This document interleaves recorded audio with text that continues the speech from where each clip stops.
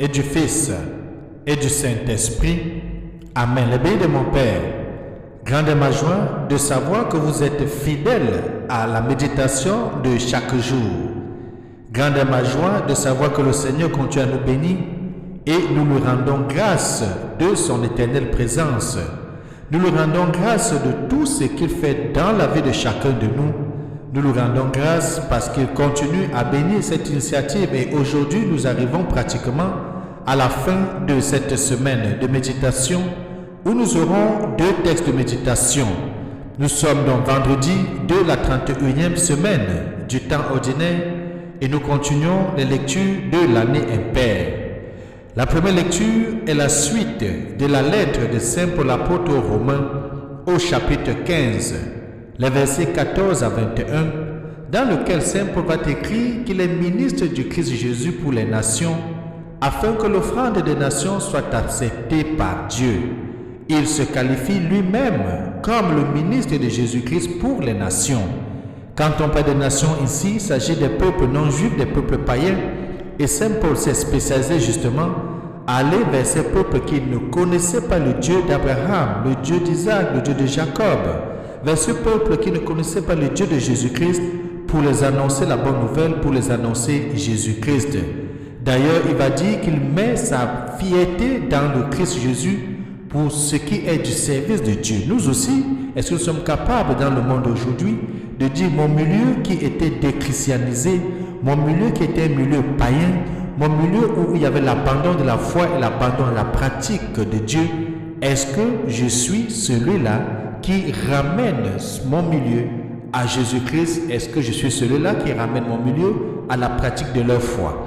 Ensuite, nous allons continuer la lecture de l'évangile de Jésus-Christ selon Saint Luc au chapitre 16, les versets 1 à 8 où Jésus-Christ dit une phrase importante que chacun et chacune de nous devons méditer en profondeur. Jésus dit, les fils de ce monde sont plus habiles entre eux que les fils de la lumière.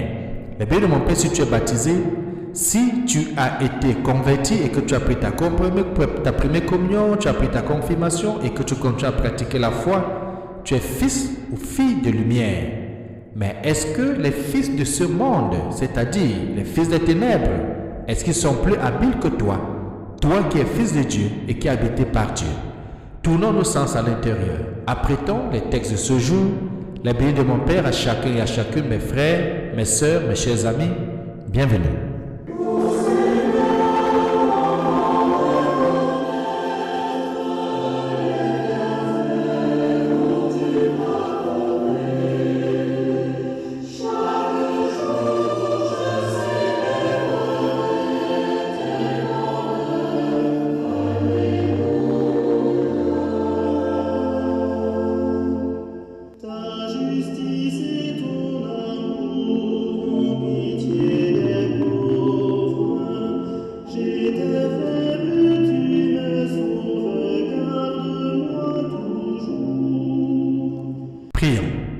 Tu as voulu, Seigneur, qu'en recevant ta grâce, nous devenions des fils de lumière.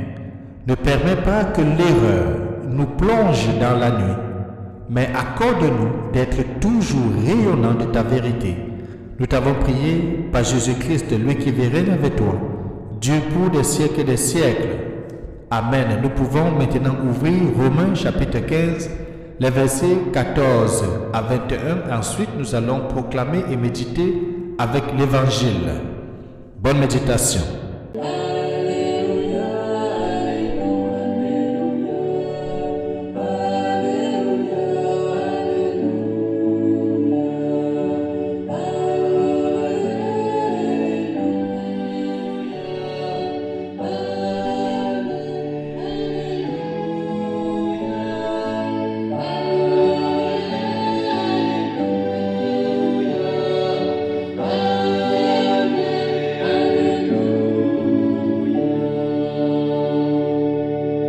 Évangile de Jésus-Christ selon Saint Luc, au chapitre 16, les versets 1 à 8.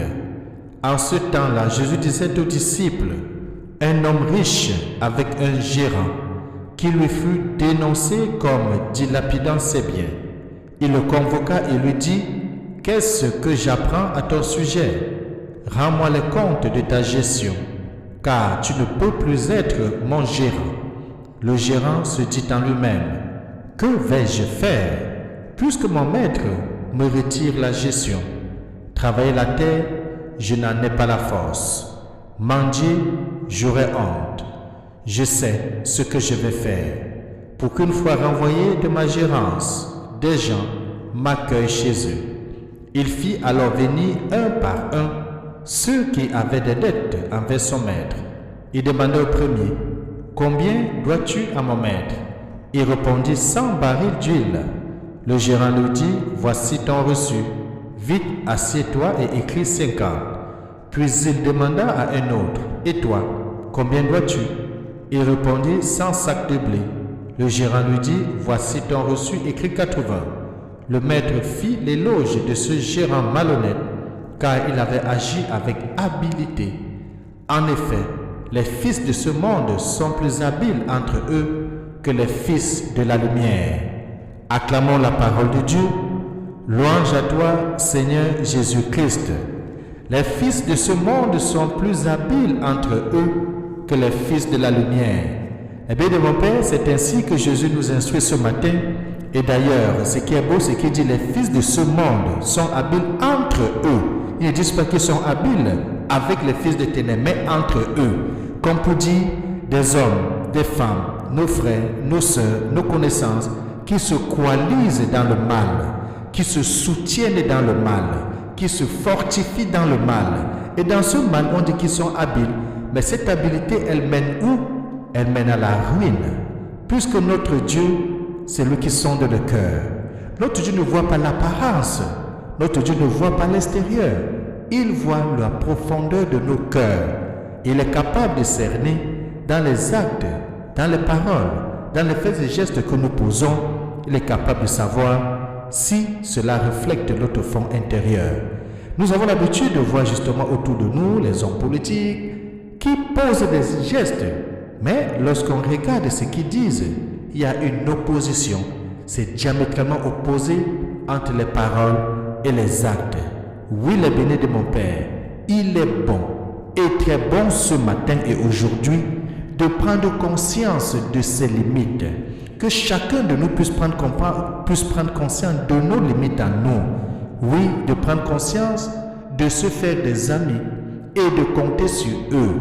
Il est bon que nous prenions conscience sur les talents que nos amis peuvent avoir et dont nous n'avons pas. Cela est fondamental parce que dans la vie, chacun veut être premier, chacun veut être le plus fort, chacun veut être le plus intelligent, chacun veut être le plus savant, chacun veut être le plus connaissant, chacun veut se sentir ci et ça, mais ne pas reconnaître à son vis-à-vis ses qualités, ses valeurs et ses connaissances. Et pourtant, quand Dieu a créé chacun de nous, je le disais au cours de cette semaine, il a donné à chacun de nous un plan de vie. Dieu a un plan dans ta vie. Dieu ne t'a pas créé pour rien. Dieu ne m'a pas créé pour rien. Dieu a créé chacun de nous avec une mission spécifique, avec une mission particulière. Et quand Dieu nous confie les missions, il nous donne les talents, il nous donne les grâces, il nous donne les possibilités de pouvoir le réaliser. Alors ce que j'ai comme mission n'est pas ta mission. Donc ce que je peux avoir comme force, ce n'est pas ce que tu peux avoir. Et vice-versa. C'est ce qui peut construire une communauté. Si dans une communauté, il y a des hommes, des femmes qui se lèvent pour dire qu'ils sont les maîtres à tout faire et qu'aucune autre personne ne peut rien faire, vous comprenez là très clairement que nous nous éloignons de la réalité.